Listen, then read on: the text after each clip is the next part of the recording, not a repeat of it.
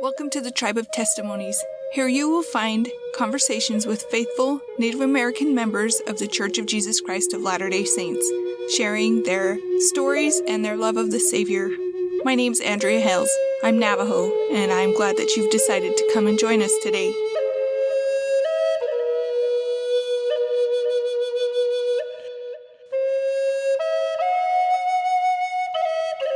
Hello, everyone. I hope that you are having a great day. Today, my guest is Gregg Deal. He is an artist. He does painting, he does videography, and he does other formats of art.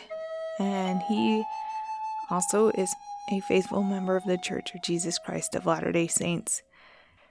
I was actually quite nervous to do this interview because I really wanted to do it right, because he hasn't actually always had the most uplifting experiences in the church. A lot of it's because of the way people treated him. So I wanted him to tell his story the way he wanted it to, and I also wanted him to be able to share his testimony, because his testimony has shaped him more than the people who have said or done unkind things. So I just really wanted to make sure that I did a good job, that we had a good conversation, and I feel like we really did. So I hope you really enjoy this conversation, because I did. So here's Gregg Deal.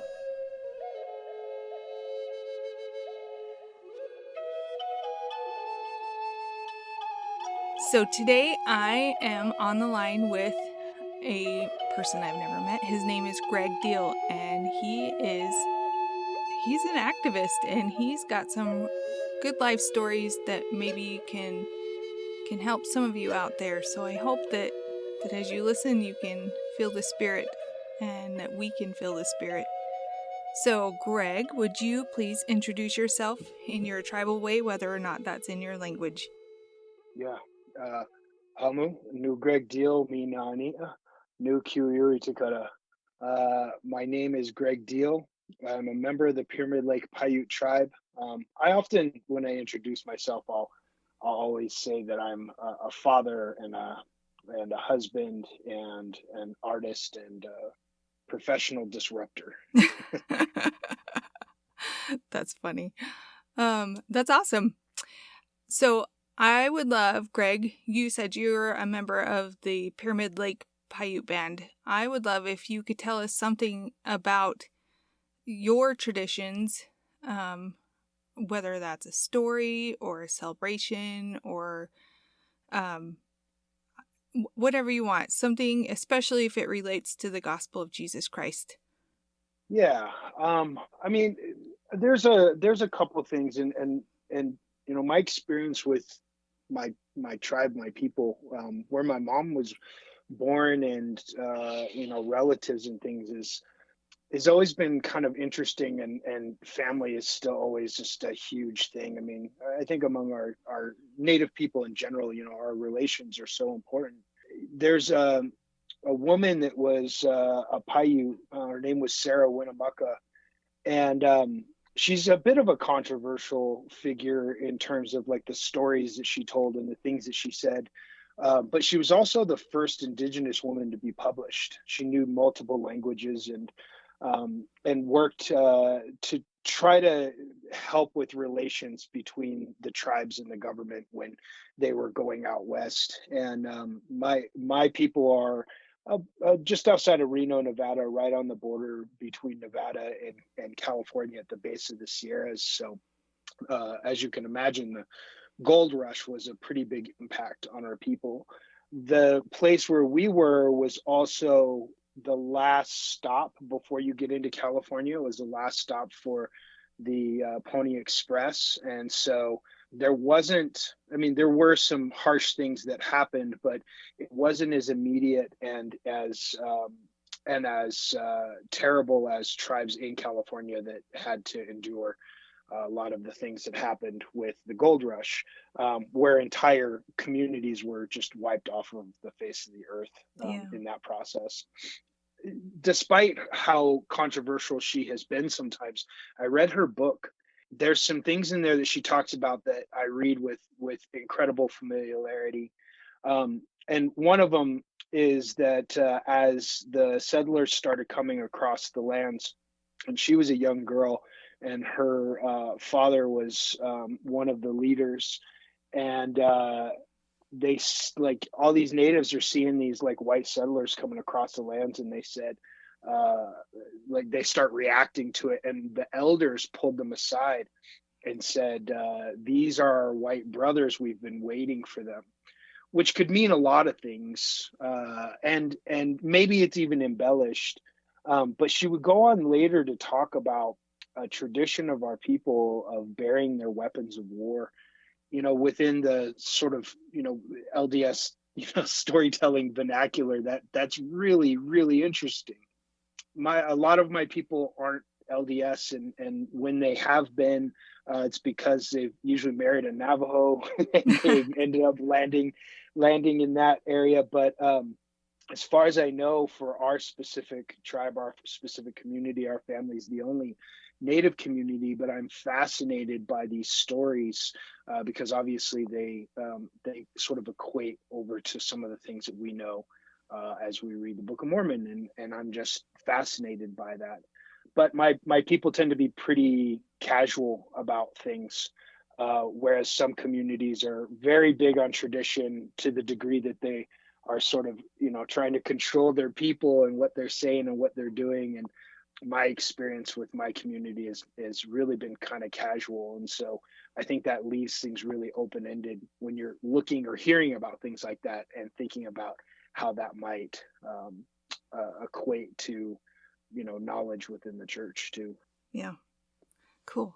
Thank you. Gregg and I visited for almost an hour about a month ago.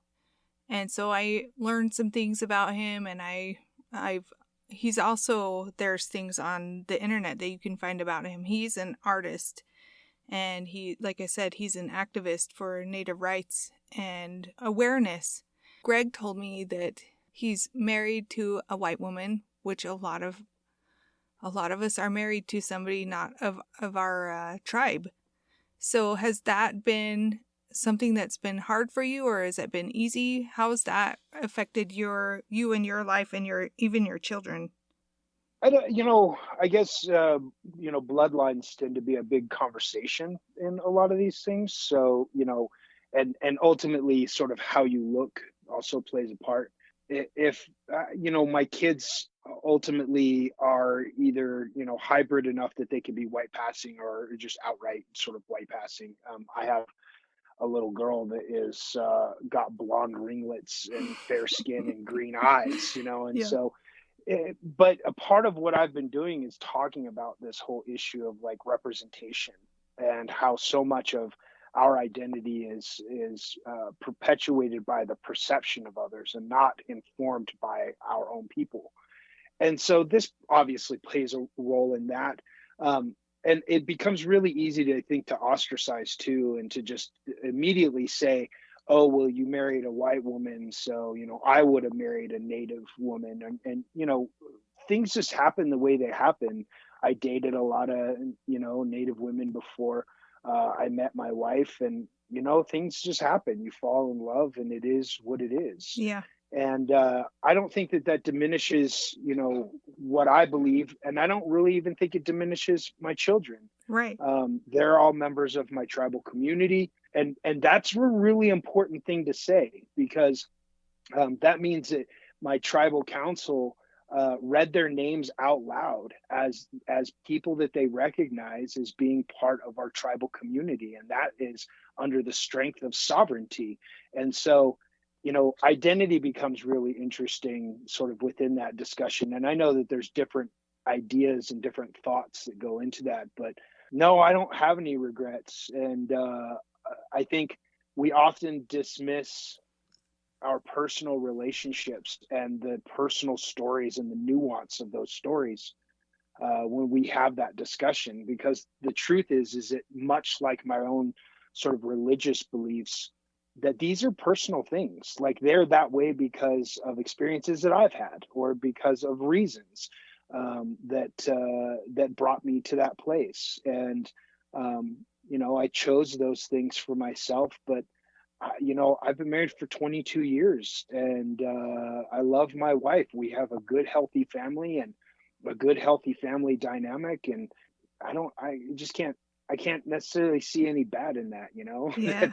That's my life. My family is my life. And, at the beginning of this, I say, I'm a husband and a father. Like those things play into my work too. Those are important parts of my identity. So Yeah. there's always going to be people that say things, but it's dismissive to the personal stories, to the nuances of our experiences as we interact with one another, as we fall in love, and as we build relationships. I love that so much. I love that. Has being a member of the church always been something that's been easy for you? No, no, it hasn't. I I grew up in Park City, Utah, which was really strange. My family made just enough money for us to be poor around rich white people. Yeah. Um, Yeah. and That's not a place where, yeah, the typical people are. Yeah, and I mean, to be fair, it's a small town. Yeah. Our graduating class was like 100 kids, and so it acts like a big town because it's got the Sundance Film Festival and ski resorts and celebrities that come rolling through. But the truth is it was a small town. Yeah, I grew up as a preacher's kid. The whole sort of non-denominational, even maybe evangelical to a certain degree, was pretty important in my life until probably about seventh or eighth grade. My father had a bit of a falling out, and so we stopped going to church regularly. And I had friends that were LDS, but I didn't know anything about it. And even had a friend who wore a CTR ring. Her name was Chelsea. And I was like, hey, what does CTR stand for? She told me it meant Chelsea the Rad. And so, like, I mean, and I knew all these kids were like leaving. I mean, in Utah, it's like the curriculum is connected to seminary. Yeah. And so kids were leaving to go to the building next door for seminary, which I thought was just so, I didn't know anything about that. And I remember asking, I was like, what do you guys do over there? And they're like, well, we watch Disney movies. And this is in the 90s. So it's That's like, what they told you. that's what they told me. And so I had friends that were LDS, but never really was involved in it. But there was a fair amount of vitriol towards the church in my household. And it wasn't until later that I would find out that my mom grew up LDS in Holiday, and like went to seminary, and even had a boyfriend who went on a mission. And somewhere between 18 and 20, when she met my father, she just sort of separated herself. I know she didn't have a very good experience growing up in Salt Lake City. There was the Indian placement program was going on, and so I know there's a lot of mixed ideas of that. But she was adopted by a white family and grew up in Holiday, which at the time was a very sort of upper middle class area. Yeah. And but she was always sort of treated, because she's full blood, she was always treated like, she was part of the Indian placement program, and that she didn't belong there. And so I think she had a really tough time with that. So it wasn't until my father kicked me out at 17 that that I began dating a nice Mormon girl who introduced the church to me. And I took the discussions like away from her, and I was legitimately sort of looking into this. One of the missionaries that taught me, Elder Forsyth, who oddly enough grew up in the Washington D.C. area where I landed after my wife and I got married, because that's where she's from. Uh-huh. But we were into the same music, and it was so upsetting to me because I really liked him. Uh-huh. And he would have been a guy I hung out with. And I was trying so hard to not be receptive, but it just didn't work. And so when I was 18, I joined the church. And almost from the very beginning, it got just really strange. And there were little things that, cultural things that just pop up. Yeah. Nobody ever talked to me about missions. And next thing I know, I am like they're still wet out of the waters of baptism. And they're like, so you're going on a mission? And I'm like, wait, what do you know? Like, what are you talking about? Because my mother didn't talk to me for the better part of a year Oh, because wow. I joined the church. She was really upset with me, and I'd lost a number of friends that I grew up with as well because I joined the church. And so there was a lot of loss, and now I'm being asked to sacrifice, a couple Even of more. years. And yeah, and so it just, there was some judgments and things. A lot of it is, I guess they would call it microaggressive now, but I can look back on it and I sincerely see how tough it was. I did go on a mission, and my mission was incredibly difficult. I had some friends. I didn't have a lot of support. I wasn't getting letters or anything like that. And of course, this is, pre-internet. And When you thrive on letters. yeah, I was lucky to get a letter a month. I mean, it just like nothing was coming through. Yeah. And I was being called a dirty Lamanite, and being told I was dirty and loathsome. And it was like, and I get it, like that it's being said in jest, but there it sort of builds up over time, and it becomes difficult. But I think, despite all of that, a lot of like my own belief within the church is wholeheartedly not dependent upon its members. And so that just became a really big part of just trying to figure out, what I really believe. And I think a lot of people, and I don't blame anybody for this, a lot of people will bail out when they have those types of experiences, because it's just too much. But it really is that moment where you sort of have to make decisions. What do I believe? Because it's not the people that are, they're not the ones showing me that this is where I belong. So where do you belong? What do you believe? How do you get there? And so, yeah, it was tough. And it's still tough, if I'm honest. Sure.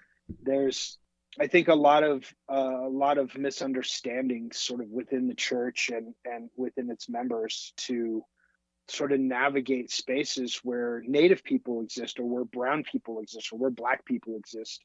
And even to a certain degree where women exist too, and what that looks like. And we, I don't know. I don't know what the answer is to any of that.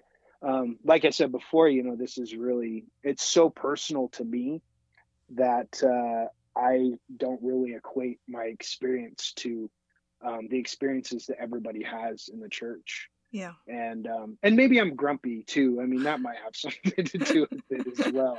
A little cynical, a little grumpy, but I often have to sort of take a step back and just be like, okay, you got to separate this from this, and just concentrate on the basic gospel principles, because that's the only way that you survive, is by centering yourself on those basic principles. Basing yourself on those basic principles, has the Come Follow Me strengthened your testimony and your family? How has that played a part in your life in the past couple years? Our family, my wife and I made some concerted efforts early on. Like when my oldest, Sage, who's going to be 15 this year, we decided early on, like, okay, we just have the one kid and she's a toddler, but we really need to start doing family home evening. We need to start implementing these things so that we have some consistency. And when Sage was old enough to understand, but we had like little ones that were maybe less so, we began reading our scriptures after dinner every night. Even if it was just, a couple of sentences, as long as we were doing it. And these things have progressed as the kids have gotten older. And so we've been trying to implement those things in our home in a way that there could be some positivity in our home. There could be some, that the spirit could be in our home, and that also that it could be a safe space for our children, no matter what. So when Come Follow Me was kind of came down the pike, my wife and I were actually pretty excited about it. Just the idea of it, the placing the burden of responsibility upon the parents, or upon the individual members, to participate in their learning process and in understanding like what we're supposed to be doing and how we're supposed to be doing it. I almost immediately after that was actually called to be the gospel doctrine teacher. And so I would spend, every week just reading through the lesson and it just became it became incredible, not kind of, it just became incredible to our household. And so, when COVID hit and the lockdown happened, like we were fully prepared. We were participating in those things. The rule in our house is if you've been baptized, like you have to teach a lesson. And so my middle child, Maddox, he got baptized last year. He was the first in our ward to get baptized because there was a huge delay because of COVID. But when it happened, it was just us because you had to have limited people. So it was like the bishop and our family. Yeah. And so it was really intimate, which is kind of how we like it anyways. And, but anyway, so, the other kids help Maddox to prepare the Sunday lesson. So we do a lesson on Sunday after church. And then we also implement it into our family home evening as our lesson for family home evening. And so these have become mainstays in our house, which has been helpful. But it's also, I like the burden of responsibility. I like the church is shorter, and then I like the fact, but I also like the fact that we have something that we can do as a family. So even at the very least, as a family, we're interacting with each other, within the bounds of this church that has good principles attached to it, and helping them stay centered to something. Yeah. I have a neighbor who I was visiting with her one day. We were picking up our girls from activity days, and she was kind of stressing because of all the church activities. She has 6 kids, and she's just like, how am I supposed to do all of this and teach them the gospel? And I reminded her, I'm like, if you are teaching the gospel in your home, all the other stuff is just to help that. So you, like you just said, that it's your responsibility to teach your family. And if that's happening at home, then the rest, it's not required. It's not like the sacrament where we're literally asked to take that every Sunday. It's all the extra stuff is just extra stuff. Yeah.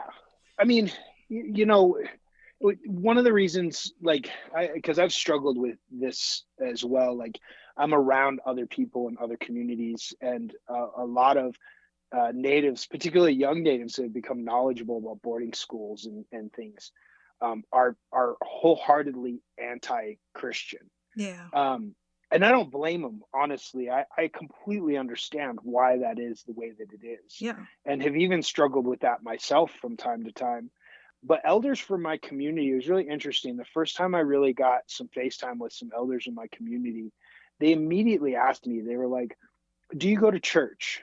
And I was like, kind of sheepishly, I was like, yeah, like I'm a member of I'm a member of the Church of Jesus Christ of Latter-day Saints, and sort of sheepishly, like not knowing what was going to be said. And they were like, that's good. You should have that, because our young people are losing their connection to the things of the Spirit. Agree with it or not, if you align yourself appropriately with these things, then they can help you identify the things of the Spirit, particularly when you're doing ceremony. And so that's important to our people, to be able to have those connections there and to not be too cynical about, how we regard the Creator and the things around us. And so that is important as well. But, you're right. You have to take the sacrament. That's the main reason why we go, and everything else is extra. But I think we're also just in such a strange place as a country, as a world, to really begin to make sure that we're creating good spaces for our children where they can, they can rest and they can think clearly without being inundated without all these other things. I think that, these types of programs absolutely help with that. Man, I love that so much. Thanks, Gregg. So you are an artist. Your art is different than a lot of Native American art that most people are familiar with. What paintings or art have you done that you have felt the most spiritual and why? Like, what have you created that portrays all these things that we've been talking about? Oh, geez, that's a good question. I think, well, for the last, I've been doing this for a while, and when so I'm a contemporary artist, so I have a lot of different mediums that I work with. I'm actually well known for performance art. That's actually what kind of landed me on the map Uh-huh. as a full-time working artist in 2013. And but I also work in mural and paintings and conceptual work, and I've used video, I've used spoken word.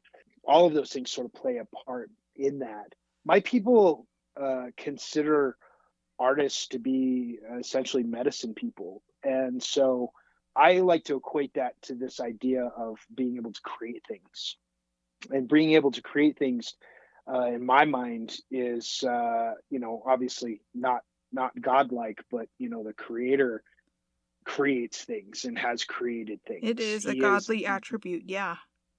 And so to me there's a connection there. There's medicine in that. Like I don't create just because I need to provide for my family. I do create and provide for my family, but I feel compelled to do it. I've Yeah. always felt compelled to do it. And so it plays a part in my mind as medicine in trying to continually create. It's this incredible blessing in my life that my children get to see, that my wife gets to be a part of, that I get to do full time all the time, and it is to me as essential as breathing. But within the contemporary realm, like, things don't necessarily make sense. Like, honestly, I have entered so many church art competitions. I've never made it into any Oh, of them, yeah. but it's because it doesn't fit within this sort of restrictive idea of like what we expect to see. Yeah. There's this one piece I did, and it was called, oh, what was it called? I think I just called it Bear Prayer, but it was essentially my oldest son, Phoenix, who I call Bear, and he was a toddler, like 2 or 3 years old, and he was dressed for church. And I had this idea just randomly, that he used to do this funny thing where he'd put his hands together and then he would like squeeze it so hard that he would shake. We called it feats of strength. And he just looked ridiculous and he was cute. And but he did it, and his head was down almost like he was in a prayer. And I took a photograph of him, and I ultimately ended up putting it on sort of a reclaimed piece of wood, and he was in full prayer mode, and but the bottom, like at the waist down, it was just dripping, which just like it wasn't a full portrait. It was just like, it only went to his waist, and then the paint was just sort of dripping. Uh-huh. And it was on this old reclaimed piece of wood that just, to me, those things have life to them, right? They've been around forever. They have a certain look, a certain feel that go with them. And I loved that piece, and I entered it into a church thing. It didn't make it, and I was so bummed because I was so proud of myself. I was like, oh, I put something together that's like, that can exist within this space that's a little more a little more palatable Uh-huh. than some of the other stuff that I do. And that one, I still think about that piece. I've been thinking about maybe trying to do another one, but I still think about that. I made that I think in 2011 or 2012, and it was right in the time when we were just struggling as a family financially, and just trying to, still recovering from the recession of 2008, and just trying to make things work. But I'd have these little moments like that where you'd have sort of a tender mercy of inspiration and just working through that. I did a mural in Minneapolis that was in the community. So there's a huge Indian center in Southside Minneapolis, and they had this huge wall that was there. And so me and another artist basically did some murals on the wall, and I did a portrait of a young lady from who was actually lived in that community.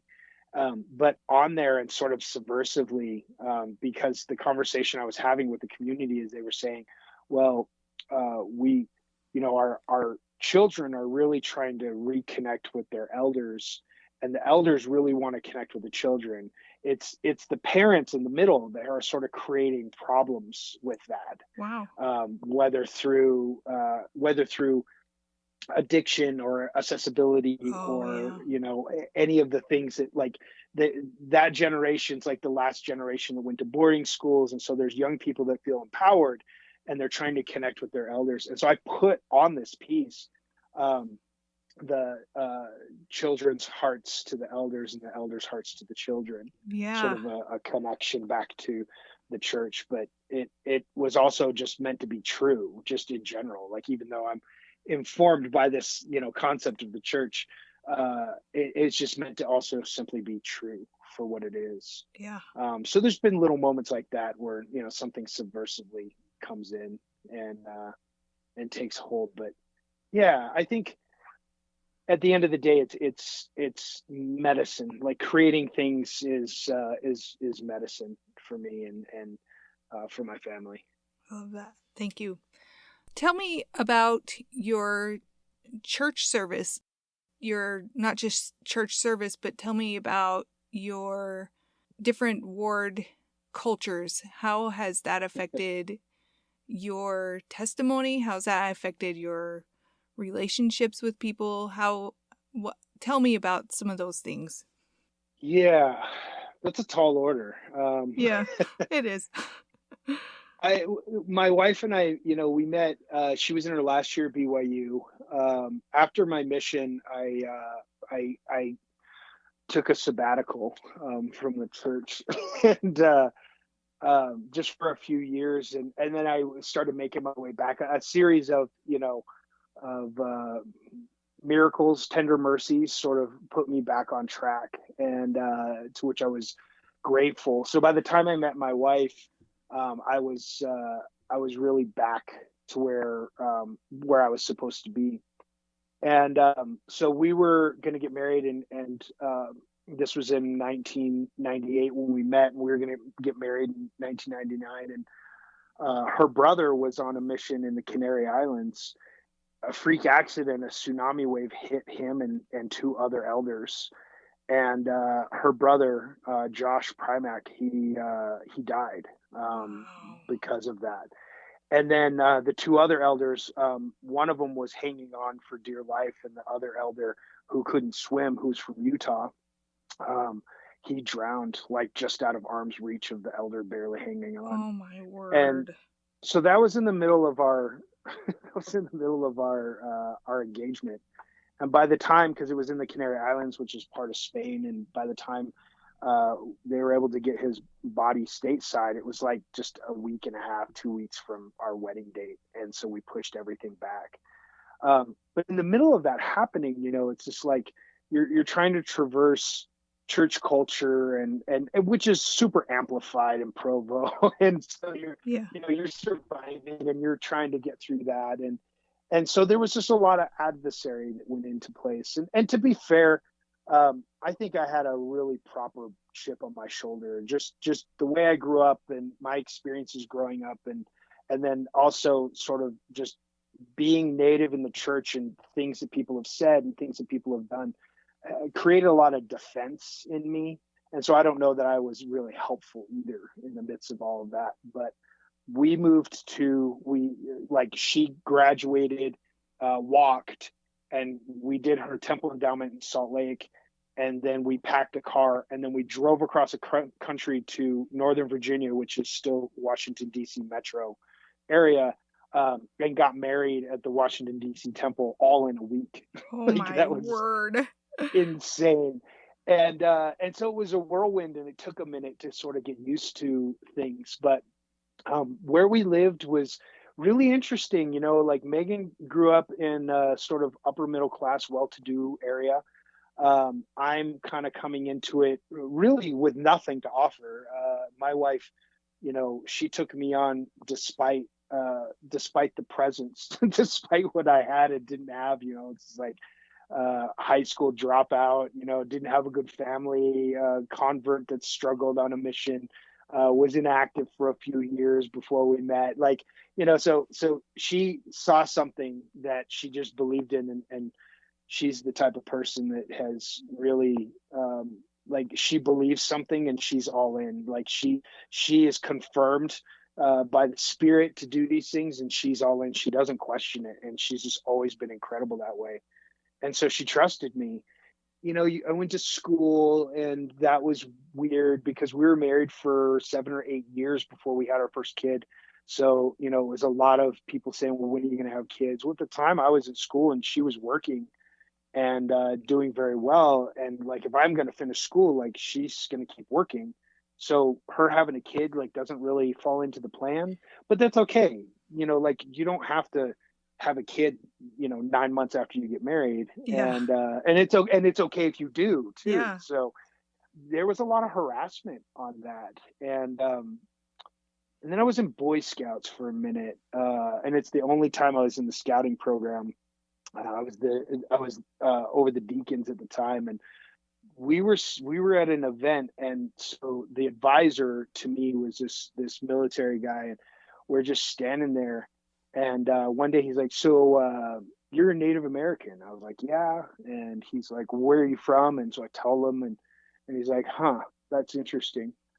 So I guess you get like a free check from the government then, right? Oh, I hate that. So do I. So do I. And honestly, and this is how twisted I think American culture is sometimes, is that the belief that that people who are of essentially the lowest common denominator economically, health wise, throughout history, most disenfranchised, only in a place like this could it be believed that this group of people that are suffering are getting something that you're not. I don't know how to at the time I didn't know how to respond to that. And it tracked. I mean, I'd had a number of experiences that led up to that were very much like that. So you fast forward, the recession hits. I was working as a freelance designer in Washington, D.C.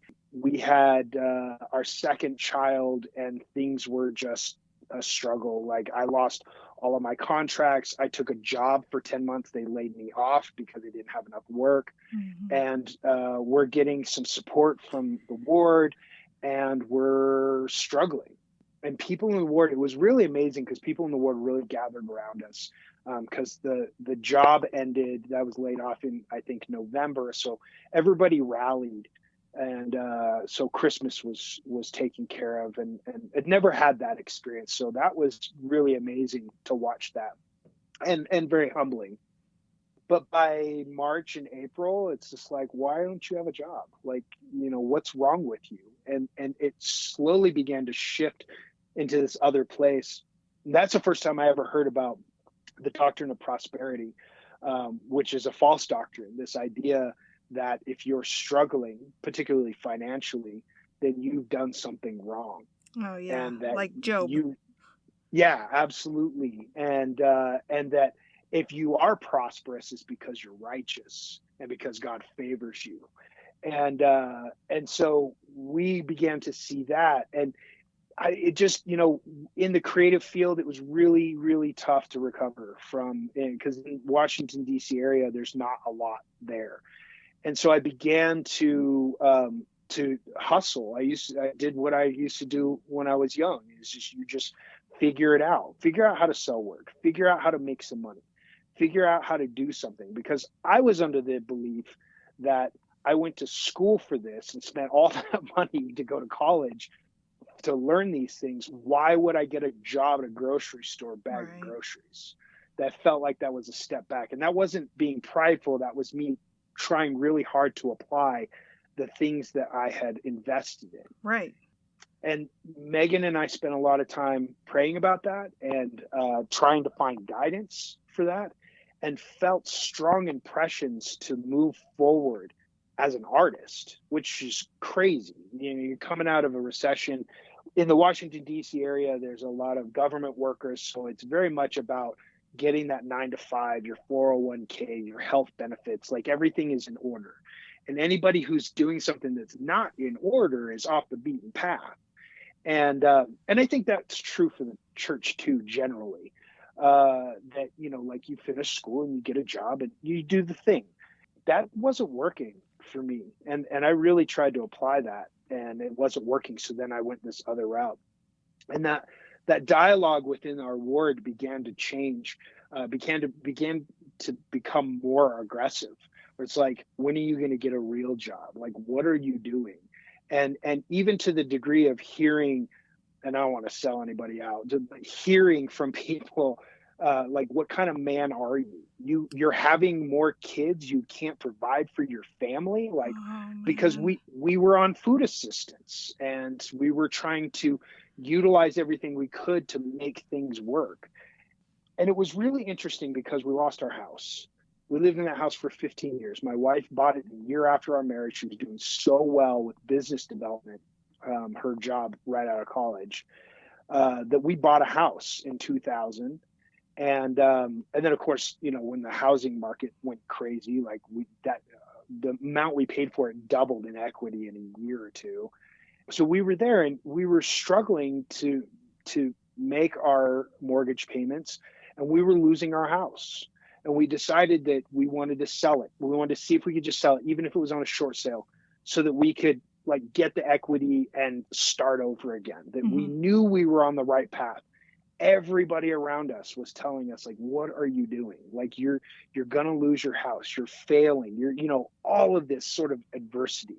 We sold our house at the 11th hour. We closed on a Friday in 2014. And it was set to auction the following Tuesday. And which to me was God being like, okay, just so you know who's in charge. Yeah.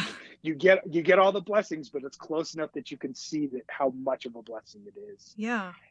And so we moved out. And while this is happening, and this is the crazy thing, while this is happening, while we're counting our pennies for like gas and food and everything, making calculated decisions, and honestly, like my oldest Sage, saying she's still hungry, me giving her my food and going without so that she feels that she's got a full stomach.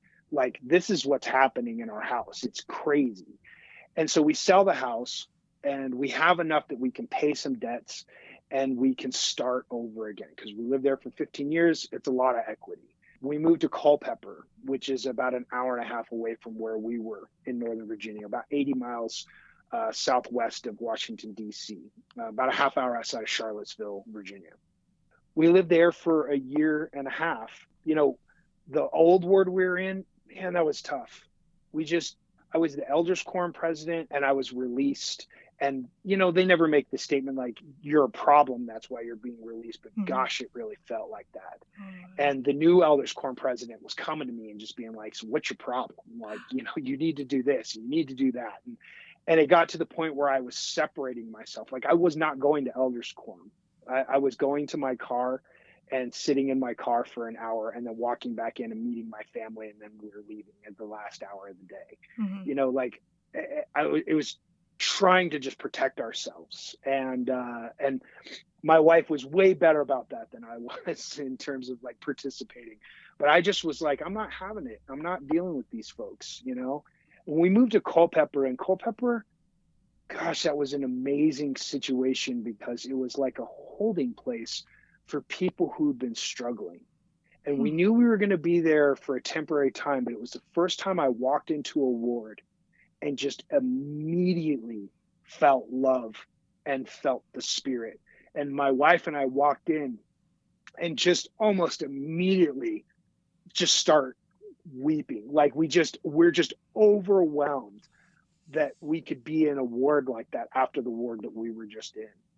It was incredible because, we were going through that, but then there was also like a young man that served his mission in Arizona. So he was mostly in Navajo country. And then he went inactive after his mission. And his mom was like, oh, those disgusting Indians. Like, this is the stuff we're hearing.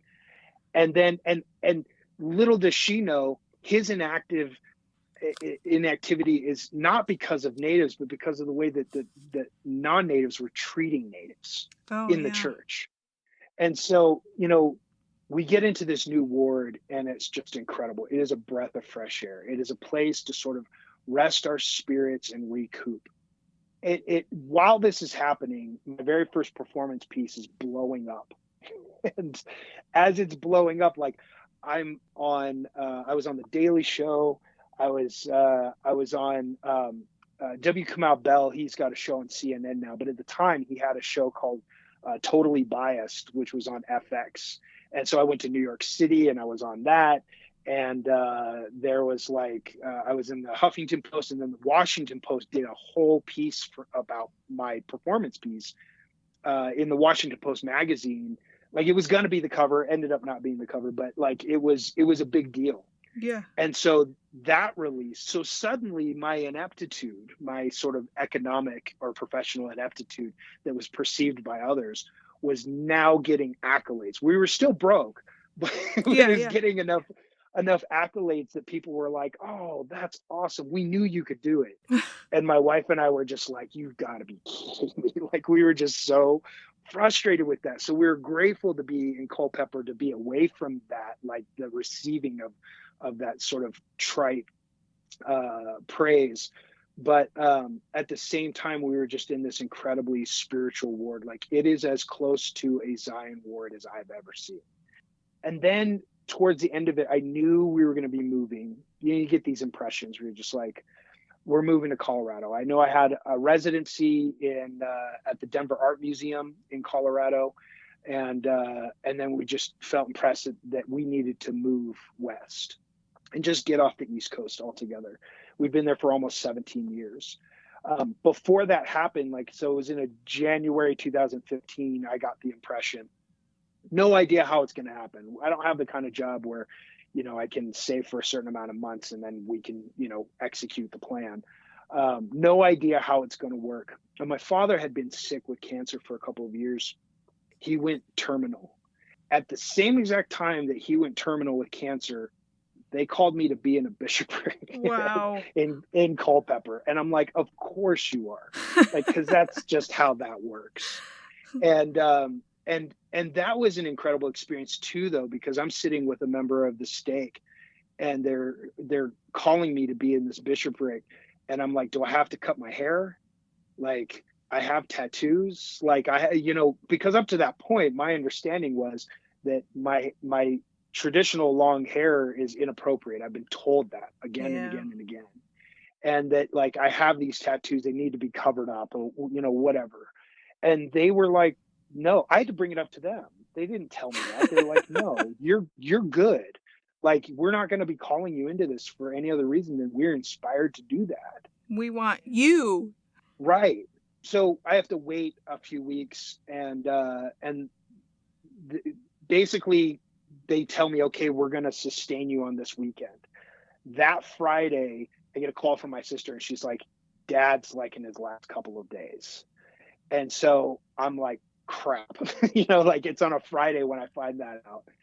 And so I book a plane ticket to fly out on Monday to be by his side. And I had already been out there to see him before this. So it wasn't sight unseen. And so I get sustained on Sunday, and 9:00 that evening, I'm packing my bag.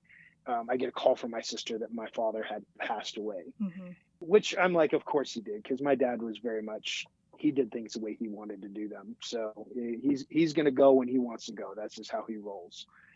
In the middle of all that, like, I had murals I was supposed to be doing in DC, and I ran into a good friend of ours, Shane. Yeah. And a Navajo dude that works in DC. And, I was struggling because it's like, I'm going to be in this bishopric and my father's dying and I don't know what to do. And, it's just all the normal stuff that goes with loss. And I'm working on this mural and he comes by and he says, he's just talking to me and he says something and I can't remember what he said, but, our church has this specific language that's like kind of peculiar. You can't miss it. Yeah. And he said something and I was like, are you LDS? And he's like, yeah. And I'm like, so am I. He's like, you are? And then we've known each other, but now we're connecting. And he just became this person to me that helped me through this moment. Like, he was just so kind and so generous, and was just like, everything's going to be okay. And I needed to hear that. Yeah. I needed to hear it from somebody. My wife's always good to say that, but I needed to hear it from someone else too. And here I am standing with, a Navajo member of the church that is confirming everything that I need to hear and everything I know. So it's these kind of amazing things where something terrible can happen, but there's also always a light in there. If you're looking for it, the light is there. And I went, to Salt Lake City, on Monday morning. I was there at 10 o'clock Monday morning, after my father passed. I felt a lot of peace. I don't have any regrets with my father. We butt heads a lot when we were kids. Obviously, he kicked me out when I was 17, but we reconciled a lot of those things. And so it was just mostly being there with my sister and my mom. And about 2 days in, my sister goes, "Hey, did you know Dad had life insurance?" Like, no, like, we're broke. We don't have inheritance and life insurance. Like, but my father, he got he went to school and he got his undergrad after I did. And then he got his master's in linguistics, and he could write algorithms about linguistics. And he was making a lot of money, like his last 6 or 8 years of his life, doing exactly what he wanted. He went from being working class car mechanic to, like, making six figures and just living comfortably and just having a good time. And him and my mom divorced when I was on my mission when I was like 20. He got life insurance. I had no idea. And so I was like, okay, well, I don't want to be the greedy one here. Like, what are we talking about? And my sister tells me, and I was like, I gotta call Megan. And I called her up and I was like, Dad had life insurance. This is what we're looking at. And she starts crying and I start crying. And it's like, we're moving to Colorado. Like, these things happen, and they're hard, and they're serendipitous, and they're like miraculous, and they're too perfect to ignore. Where my father knew we wanted to move to Colorado, and he was like, that's what's going to happen. And when we moved here, I was really worried because we're close enough to Utah that Utah culture kind of comes into play. Mm-hmm. And the ward we're in is like, everybody's really nice. Everybody serves really well. There's a couple of things that happen where it's like there was a woman that was talking about that the Lamanites can make it to the celestial kingdom too, focusing on my daughter. My daughter's like, what the heck? What? Like, she is just like, so there's a little bit of that still happening. But I show up, tattoos. At the time, I just trimmed my hair last year, but at the time my hair was like crazy long. And before we left, like, I was in a bishopric for 4 months, and the bishop was like, I had this experience that you're the one. And he told me the experience. It was just like, like undeniable, like, I'm the guy that's supposed to be in this position. And now it's 4 months later and you're leaving. I don't understand why. And I was like, I think I have a theory. And he said, what's your theory? Please tell me what your theory is. And I said, you know who I am, and that's good. I'm going to a ward where there's heavy church culture. I'm going to show up looking like this, and I'm not going to change that, and doing a job that's off the beaten path. But I've been in a bishopric. I'm a high priest. And when I show up, I don't have to convince anybody of anything. It's all on my record. Yeah. And that sort of, and I've always equated that as being the priesthood protecting my family, that they put me in a situation where I could show up and I could just be a member of the ward and be a member of this church and not have to prove myself to anybody. And ultimately felt like that protected my family. And so we moved here, and that was the case. It protected my family and continues to do so. You get adversarial roles. There's things that happen, but at the end of the day, the church is true. Like, even now, I'm in the elders quorum presidency now, which is different than the old elders quorum presidency because they got rid of the high priest group. The guy who called me in, like, I like him, but we butt heads. Like, he's really smart, and he's like the guy who thinks he's the smartest guy in the room. I'm the guy that likes to prove to him that he's not the smartest guy in the room. So like, I don't really want, like, I like him and I like talking to him, but I don't know if I want to serve under him. So he calls me to be one of his counselors. And I struggled with that because it's like, I don't know that I'm the guy, like he's a military guy. He's going to say, you got to fall in line. And I'm not really that guy. And it was interesting because I talked to my wife about it, and she was just like, you know what? Like the Lord calls you to be in these places. You just bring yourself to the table. Like you are what you are. And I talked to a trusted friend of mine, and he said the same thing. You just be yourself. Go and bring yourself to the table, because that's what the Lord requires of you. And then I get called, set apart, first meeting that I have with him and his other counselor. And so his first counselor is also military. So he's giving him the business, right? He's like, we're doing this, we're doing this, we're doing this. And he's falling in line. And he turns to me and he goes, Greg, I don't know what to do with you. He's like, I know you're supposed to be here. And I feel like that I should just let you go and be a free agent and visit the people you feel like that need to be visited and connect with the people that maybe I can't connect with, and go and be yourself. And I was like, holy crap, like the church is true. So like everything happens, like it can be chaos, but there's always a light in there. There's always something that's happening that seems to always point to the fact that all is well. And so there's always been struggles, but there's always been light and blessings in there. And I feel incredibly lucky to have had even a portion of those experiences. Man, Greg, I could talk to you for a long time. I did talk to you a long time, and now we've talked a long time again. All right, I'm going to ask you the last question, and you've already prepped me a little bit for your possible answer, but I want to hear your answer. What does it mean to you to know that you are of the tribe of Israel? I'm not sure. I think that's what I said to you last time. I listen, the Book of Mormon is a record of the people on this continent, and more specifically, supposed to be a record of the sons and daughters of Lehi. There's a little bit of brother of Jared in there. There's another group that we know about, but we also know the Book of Mormon only has a portion of the actual record that was there, and that there's still a lot that we don't know. What I know is this. I know that the Book of Mormon speaks of the divinity of indigenous people in the Americas, that we are the covenanted people of this land. And I've had people ask me, how could you be a Mormon? This is the only religion that speaks to the divinity of indigenous people. And in the same way that the Jews are talked about as being divine, in Israel. I think that there's a lot of people that were coming from a lot of different places. We know this. There's not one person that is inspired to do everything. There are multiple people that are inspired to do multiple things that all converge on the same space, which means that maybe it's of Israel, maybe it's of something else, and maybe it's all connected to each other. Maybe it's about being grafted in, and maybe it's like a literal descendant. But what I do know is that I believe that the indigenous people of this continent are divine, that there is a covenant that was made with the Creator that will come to pass, that we have a role in this space.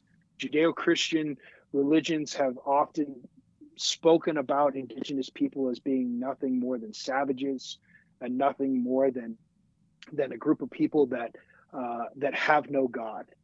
We know that that's not true, and we know by the Book of Mormon that that's not true, and we know through testimonies that are given through the Book of Mormon all the way until now that those things are just absolutely true, that our place is secured in ushering in the second coming of Christ.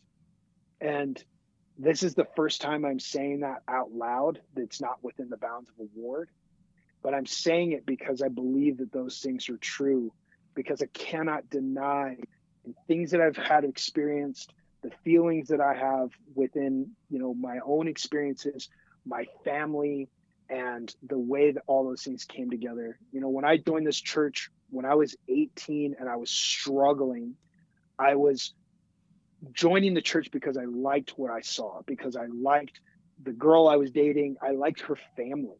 I liked that they had a family. And 25 years later, I have a big family. I got 5 kids. I've got 22 years of marriage, and there's goodness in my life, and I can't deny that. And so Israel, sure, maybe, kinda. I know that undoes a lot of things for indigenous people. So I think that it is a mixed bag. I think it's all the above. I think that it's that, and I think it's more. But I do believe that we are the covenanted people of this land. And being the covenanted people of this land, that means that we have some things that we're going to be doing that are going to shake the foundation of this country towards Jesus Christ himself. And I think that's an incredible place to be of that group of people, of that tribe, of that divinity. I think that's pretty incredible. Man, that's pretty powerful. Thank you, Gregg. Thank you so much for your time. I feel uplifted and empowered and strengthened, so thank you for your time. Thank you for having me. I appreciate that.